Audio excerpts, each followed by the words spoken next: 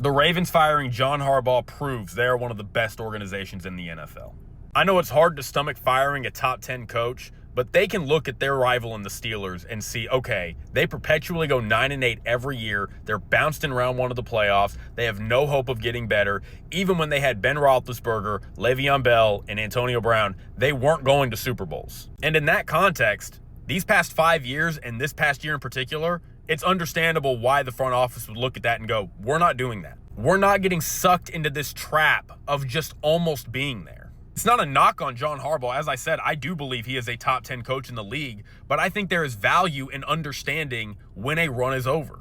And that's why I think what the Ravens did is so special, because knowing that the run is over, knowing that we need a new voice, knowing that somebody else needs to come in, I think there's a lot of organizations that would stay pat and not do that. And the Ravens, looking at that prospect and knowing they're going to have to part ways with their coach of 18 years, Super Bowl champion, consistently in the playoffs. That takes a lot of guts. Also, keep in mind, when they hired John Harbaugh, he was not a well-known commodity. He was an assistant coach for Andy Reid. He was their second choice, and they brought him on, and in his first year, he goes to the AFC Championship with a rookie quarterback and is consistently in the playoffs and wins the Super Bowl in his first 5 years. So I don't really doubt that whoever the Ravens do bring in to replace John Harbaugh, it's probably going to be a great decision.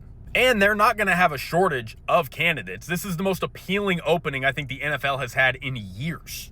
So whether that's Jeff Hafley, Jesse Minter, or Chris Shula, I think they're going to make the right decision.